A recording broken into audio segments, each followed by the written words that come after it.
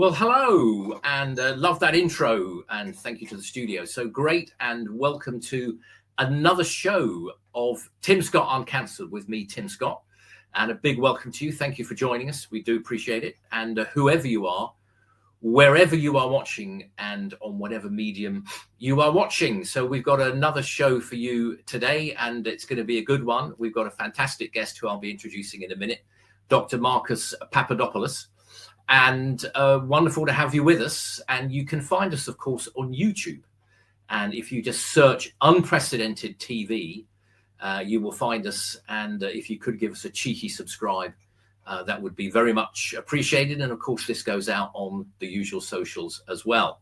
So the format, as ever, is a short introduction from me. And then we get our guest and we look into some of the topical stories of the day from the newspapers.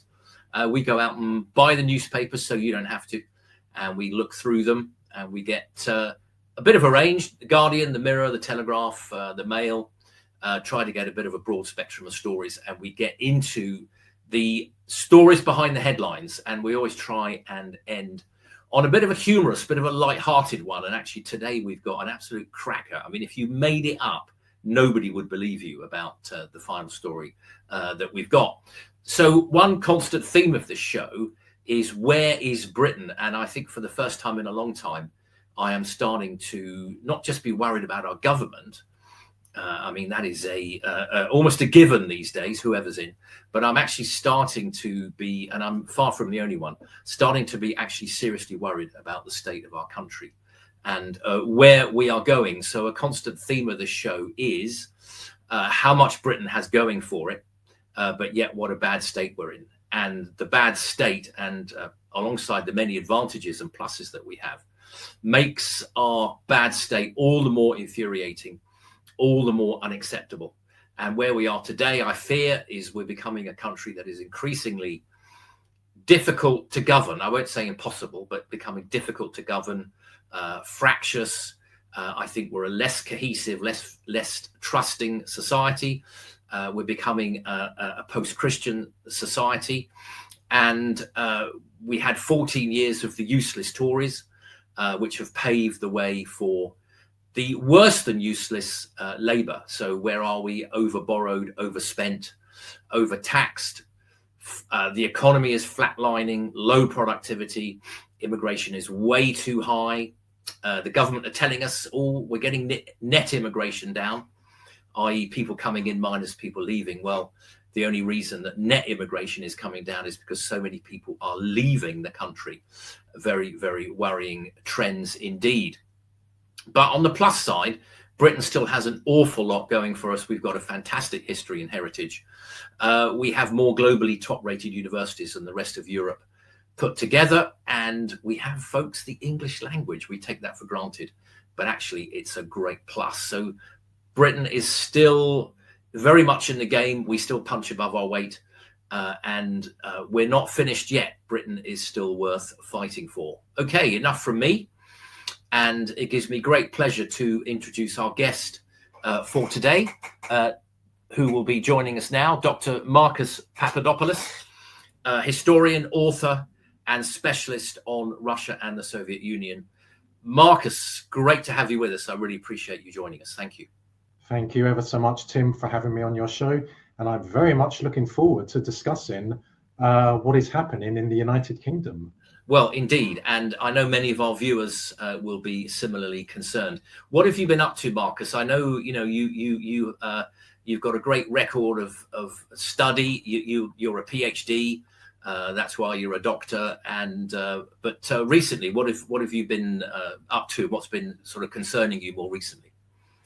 Well, on the one hand, I'm currently writing a manuscript for a new book. And on the other hand, I'm giving television interviews, podcast interviews, and lamenting at the catastrophic events which are occurring not just in Britain, but in the rest of the Western world, and which have horrific consequences for Western nations and Western civilization. Yeah. As I said, I'm really starting to get worried now. And I know you've been a bit of an advocate on some of these good issues. I mean, let's start with something I know that you've been talking about recently on your Twitter X account, which is this idea, and I know that this is addressed by Douglas Murray in his book, The Strange Death of Europe, about this idea that we've got to have large-scale immigration to do the jobs that Brits don't want to do. And I noticed in The Guardian recently, couldn't help noticing George Monbiot is saying Europe must have more immigration. And he rightly highlights Europe's catastrophically falling birth rate. But we must have even more immigration into Europe and into Britain. I mean, as if we haven't had loads already. But on that specific topic, what were you thinking about, Marcus, with this idea that we've got to have much more immigration to allegedly to do the jobs that Brits don't want to do? Well, first of all, it needs to be said that every country in the world has its idle people. That's always been the case, always will be the case. Nonetheless, it is a myth that there are jobs in Britain which Britons do not want to do, which Britons feel are, quote, below them. And who is telling us this? The CBI? Well, the CBI is not independent nor impartial. Politicians are simply puppets, useful idiots. Mainstream media is neither free nor independent. When, Tim, you get out there and you go to towns, cities, and also villages and hamlets across the UK, you will not find employers saying that we can't find British people to do this job. We can't find British people to do that job. The British ruling elite, or the British deep state, created this myth many decades ago as a way of justifying mass immigration to the United Kingdom. And of course, we see the same argument being wheeled out in the rest of the Western world, such as in France, Germany, America, and Australia. The reality is that Britain, England, and then Britain, for hundreds of years, over many centuries, was the leading country in the world concerning, for example, industry. Don't tell me that all of a sudden the British people are not good enough when it comes to industry, or not good enough when it comes to medicine. And Marcus, we during the times that you talk about, we had relatively modest and reasonable levels of migration. It's only really in the last 20 years that we've had these rather large numbers. Yes, indeed. And I believe there is a very sinister ideological factor at play. I believe that the British ruling elites, the Western ruling elites as a whole, hate the Western nations. They hate our culture, they hate our religion, Christianity, and they hate our history. Why else would a ruling elite attempt to destroy a race's culture and replace it with multiculturalism? That's hardly evidence of a ruling elite who love their people, who love their culture. Because if you love your people, you love your culture. It's as simple as that. But there's also another dimension to this. I believe that this form of capitalism, and I use the word in a very loose way, I should probably describe it as oligarchic capitalism, is in very serious trouble. So I think whilst there's an ideological factor at play when it comes to mass immigration, I believe the British ruling elites and the Western ruling elites as a whole are attempting to bring in as much cheap labor as possible in order to ensure that this oligarchic capitalist system does not fall from power. Yeah. It's interesting. I think the form of capitalism or free enterprise we have at the minute, I mean, it's not a pure competitive form. And I think some of the criticisms from the left, I mean, I went to a debate recently at the London School of Economics, and they had Gary Stevenson, a critic of the wealthy and the rich. And I wouldn't agree with everything that he says, but I mean, he puts his case very well. And I think some of the criticism of the current form of capitalism that we have is not entirely wide of the mark. Marcus. Thank you for those comments. Well, let's move on to our first press story. And this is from the Times. Actually, I'm finding the Times quite good these days. And I think I quite like the tabloid format. It makes it actually quite easy to read.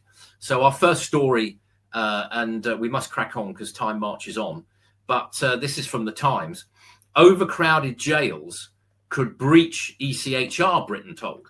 Britain is at danger of breaching its obligations to prevent inhuman, degrading treatment because of poor treatment of people in care homes, autistic patients and prisoners and detained migrants, a watchdog has said.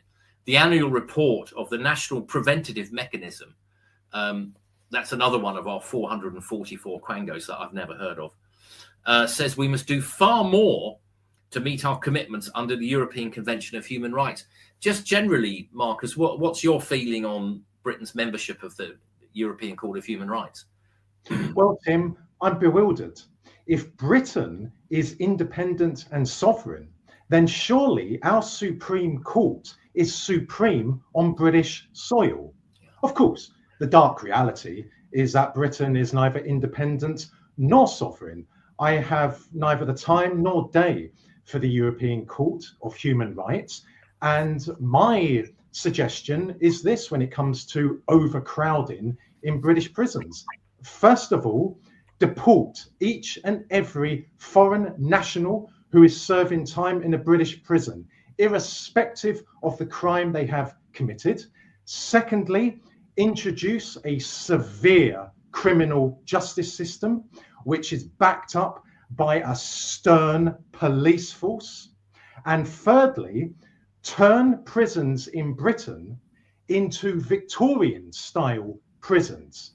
I believe, Tim, that my three suggestions would not only reduce overcrowding in British prisons, but would do a great deal to restoring safety and security to the British people when not only are they in their homes, but when they are out and about, for example, traveling on buses and trains. So you think we need a police force, not a police service? I believe we need a dedicated, professional, competent, and stern police force. A police force exists to protect the public, not to dance in parades, not to give the time, not to give directions, to protect the public, especially women and children. So that is why I say that prisons need to be overhauled, and so does the entire police force of the United Kingdom. Yes. A quick comment on trial by jury, Marcus. What are you thinking there? Well, the puppet Lammy was instructed by the British ruling elite to introduce that. And it is part and parcel of the British state or the British ruling elite giving more and more power to itself. This has been going on ever since, in particular, since the early 2000s. And 2030 is fast approaching. It's 4 years away. That is why we are seeing all of a sudden an escalation in this war which the British ruling elite is waging against us. Now, Keir Starmer says he's against it. What do you think? You don't believe him? How could you not believe Keir Starmer? Keir Starmer is not only a puppet, but he's also a pathological liar. He has said this as a way of trying to appeal to the British people, as a way of trying to say, I'm on your side, I have reservations, but the reality, Tim, is that it will be introduced. And he's the Prime Minister.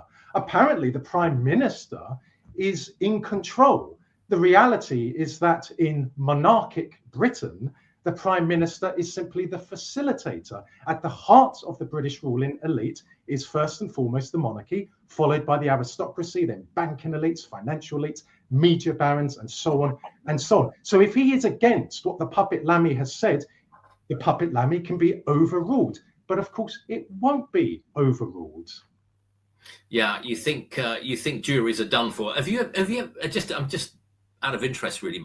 Have you ever been on a jury? I haven't. I think it's a great system, although it does produce it can produce some perverse verdicts, like the Bristol statue that was torn down and all that sort of thing. But have you been on a jury? I have indeed. I've served on a jury twice. I fully support the concept and existence of a jury. Does it have weaknesses? Yes, of course it does. Yeah. But the problem is that if you have one person deciding, then there is a lot of risk that comes with that.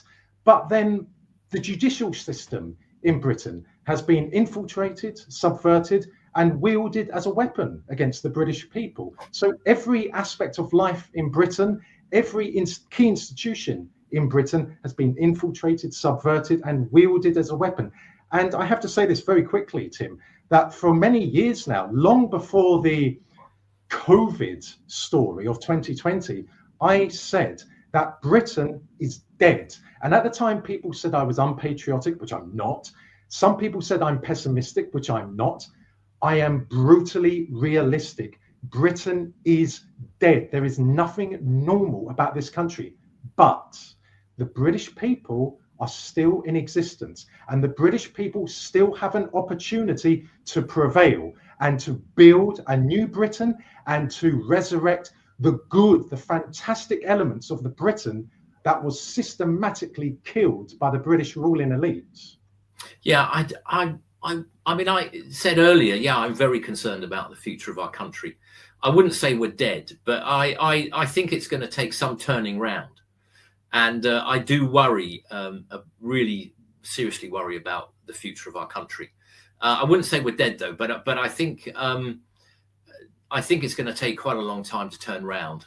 And there's a lot of concern there, Marcus. Okay, let's go to our next story. And you and I might slightly differ on this, Marcus, but that's fine. This is from the Daily Mirror.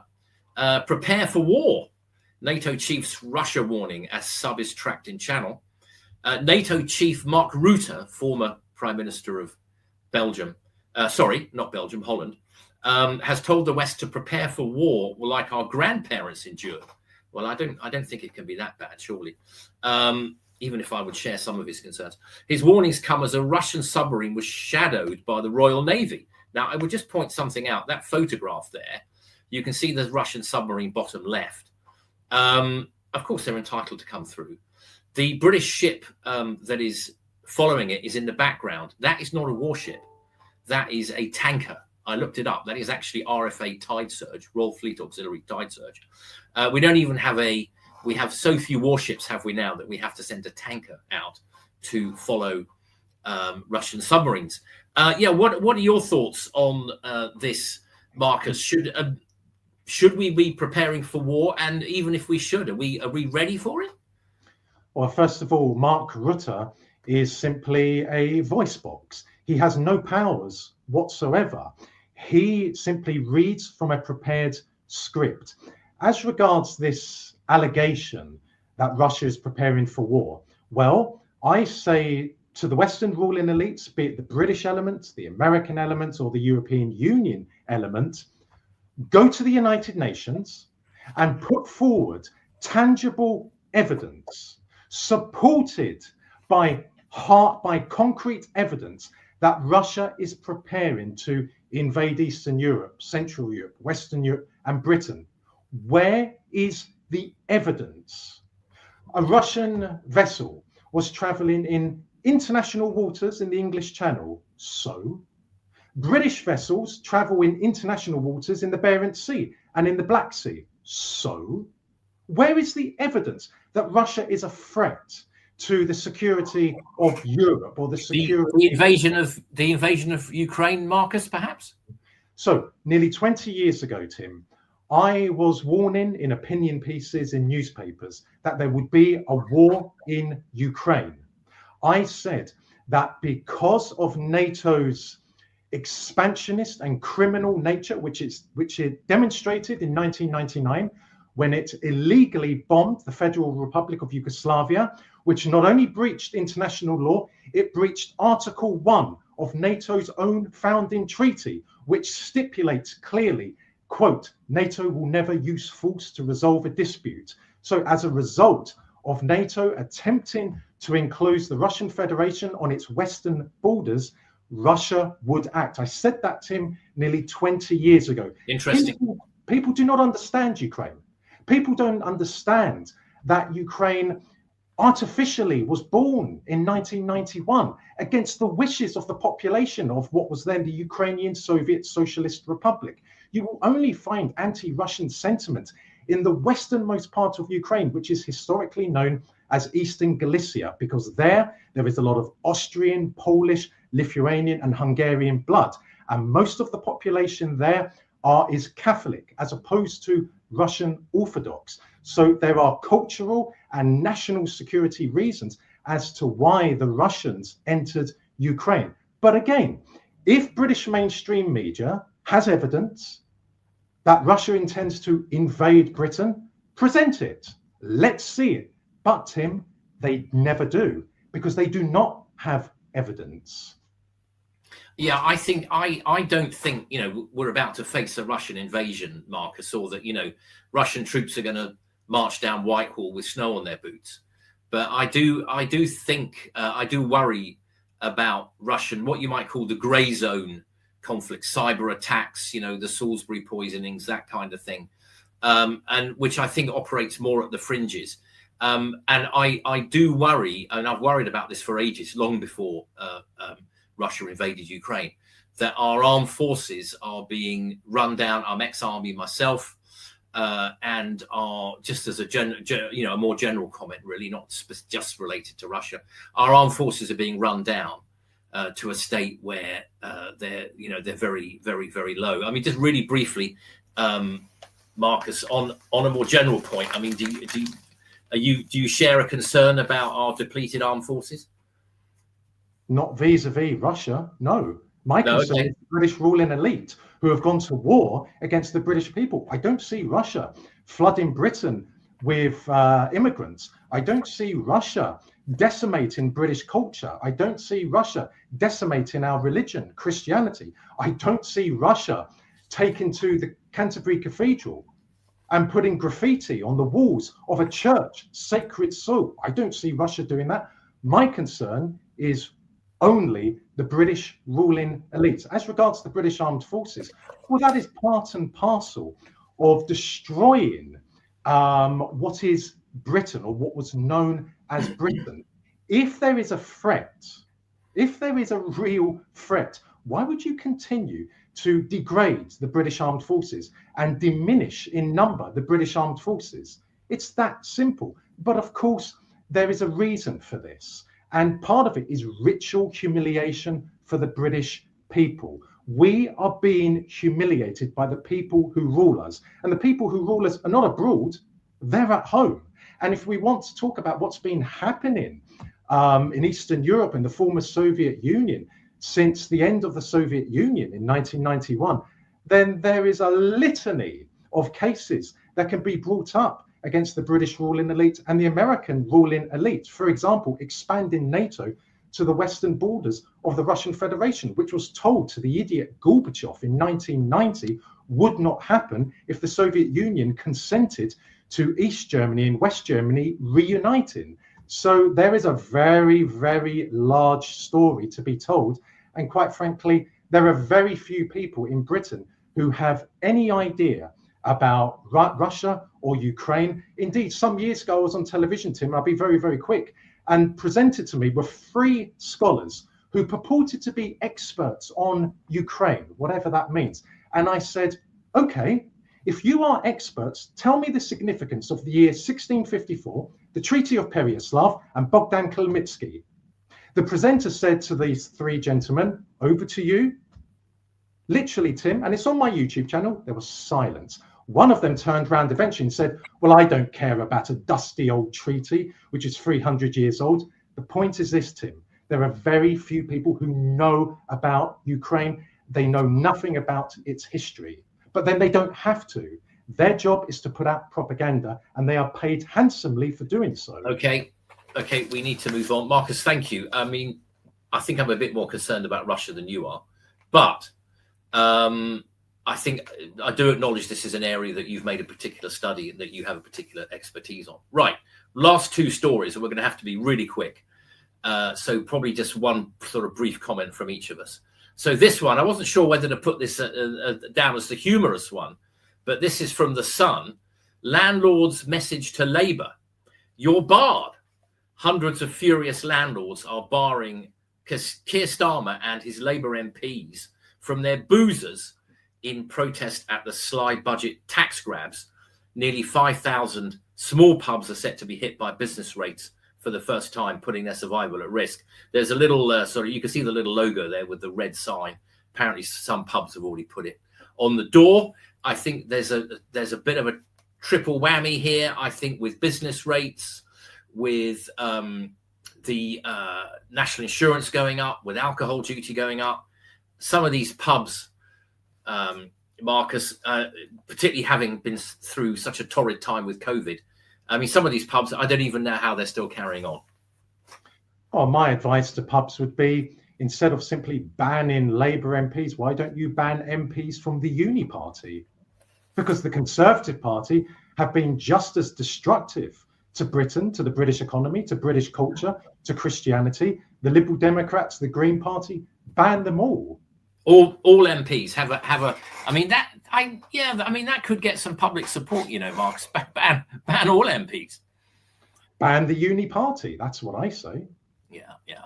I think. I mean, I must say, I think I referred earlier to the useless Tories and the worse than useless Labour. I can see why they've particularly picked on Labour MPs. And I think, have you got a local, Marcus? My local MP is now a Liberal Democrat. It was a Tory before. Oh yes, you're in one of the seats that went Lib Dem. And have you got a local pub? Oh, we have numerous pubs. Yes, I haven't. Not that I frequent on a regular basis pubs, but when I'm out and about, I will for sure look out for this badge. Yeah, I was very pleasantly surprised actually to go recently to the old Cheshire Cheese in Fleet Street in London, and to be able to buy a pint for £6.80. And that's probably a sad comment these days that central London, that it's actually good news to be able to buy a pint in central London for £6.80. I mean, you know, there are pubs where you can pay £7, even up to £8 for a pint, which I think tells you something about that. Okay, so let's thank you, Marcus, and I think many of us would share our concerns. The smoking ban, I think, that has hit pubs as well. Okay, let's come to our final story. Now, as I said, I always try and put a sort of light-hearted one in at the end. And as I said at the top of the show, if you made this story up and wrote it, I mean, nobody would believe you. And this is the Peaky Blinders of Afghanistan. So in Afghanistan, 4 young Afghan men have been dressing up as the Peaky Blinders. Now, the Peaky Blinders on the BBC, it's been on the BBC here, but I don't know whether they can get BBC One. I think it was on in Afghanistan, but it's also been on Netflix. So, you know, that's interesting that they managed to sort of get hold of the show in the first place. So they've been, and the interesting thing is they've been arrested by the Taliban for being un-Islamic. I wonder what sort of fate would you imagine awaits them, Marcus? Well, I think that question should be probably put to the CIA chief and the MI6 chief. After all, when the Taliban came back to power a few years ago, days later, the CIA and MI6 chiefs flew to Afghanistan to sit down and talk with them. Why do I say that? Because the West never left Afghanistan. The West doesn't have to have a military force in a country in order to control it. It can control a country through controlling the civil service, through controlling NGOs, through controlling the economy. As regards to this story, I think it's a very sad story. I'm not at all surprised by it, but alas, there are some horrific people in existence in the world, and they are backed by the people who rule the Western world. So that is why I say the question should be put to the MI6 and CIA chiefs. Okay, Marcus, I think very interesting. I think not everybody will agree with you, but you've got a considerable expertise on some of the subjects of which you talk, and I do really appreciate you coming on the show. Actually, it's been quite an education, I think, and I found some of the things you've said very interesting. So let's wind the show up there. Our thanks to the studio. Thanks to Marcus for coming on. And you can find us on YouTube, as I said. Search for Unprecedented TV. And if you can give us a cheeky subscribe, all the better. And we'll see you next time on Tim Scott Uncancelled with me, Tim Scott. Thank you for joining us. Thank you for watching.